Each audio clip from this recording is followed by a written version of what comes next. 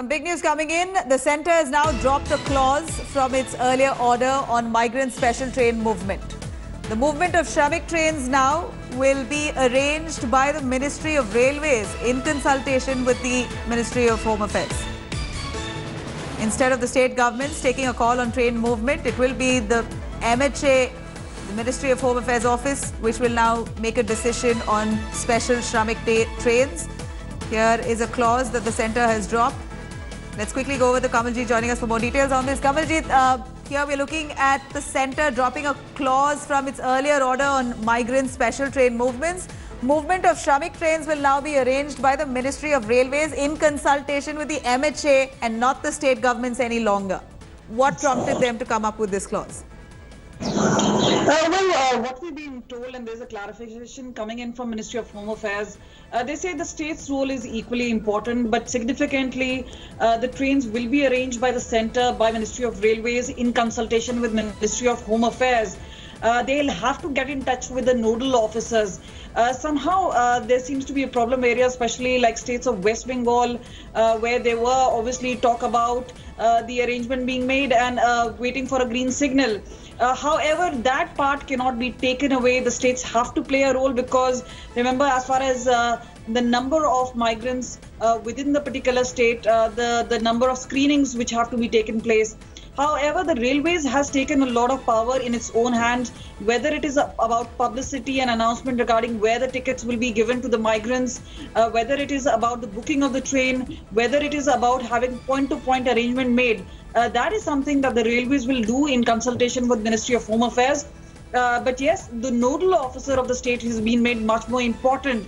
Now, will this really add to, because this is something that the centre altogether wants to avoid the situation, may lead to a certain amount of politics. However, there is a clarification coming from Ministry of Home Affairs saying states will have an equally important role. They cannot be bypassed. So that clarification, more of it, wanted by the states and should be given by the centre at this point of time. Right. Kamalji, thank you very much for joining us with those details. Now, any Shramik special trains will ply in accordance to Ministry of Railways and in consultation with the MHA to give a go-ahead with that.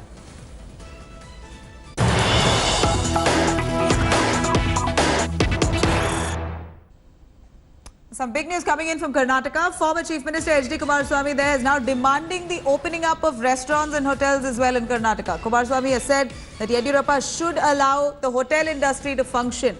Remember, the Hotel Association is miffed with the fact that they've not been allowed to function. In protest, they've also closed delivery services. They've closed operations entirely. Of course, whoever comes under the Hotel Association, they have now protested as a sign of protest, closed delivery, closed takeaways completely, because they feel that restaurants and hotels must be allowed to open. This is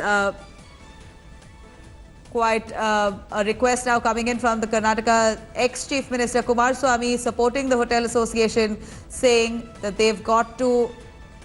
Hotel Association has got to open up. In fact, the hotels and restaurants have got to open up. Nolan Pinto for more details.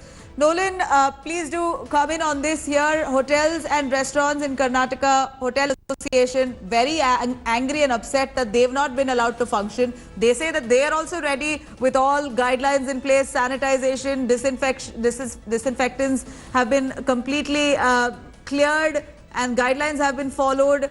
They can be allowed to open.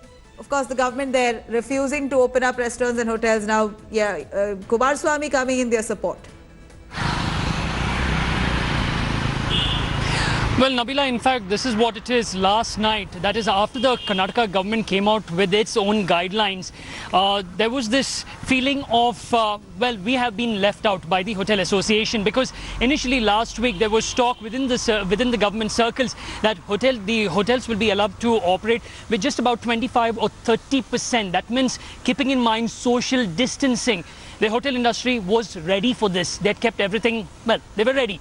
But after the guidelines, they felt that something is wrong, especially with the government opening up jewelry shops, gold and silver, so much so that the association president came out stating that which is more important, your gold and silver, more than food. In fact, they have met the Chief Minister today. The Chief Minister has stated that he needs 3 days' time because he will go to the Government of India. He'll get clarifications from them and then come back. But he's also requested the hotel industry, the Hotel Association, not to go about with the threat of stopping parcel service, because that will create a lot of havoc. Because as of now, hotels are open, but you can only buy food. That's takeaway and parcel service. If that stops and they go ahead with their threat, it will create a lot of havoc. And then former Chief Minister Kumaraswamy has actually come out in support of them, saying that they must give relaxations.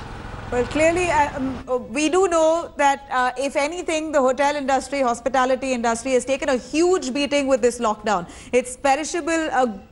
The food is perishable there. Most of their produce must have gotten rotten by now. Whatever is left, if they can be allowed to start, that's the permission that they're seeking. Of course, the Karnataka government quite naturally looking at ensuring that the virus is contained, its spread doesn't happen, and that they will not achieve that goal if they open up all industries. Hotel, restaurants, if are opened up, you're going to see crowds coming in. Hi everyone, Preeti Chaudhary here. Hope you like this video. For latest news and analysis, like and subscribe to the India Today YouTube channel. And don't forget to press the bell icon to stay updated. Thank you for watching.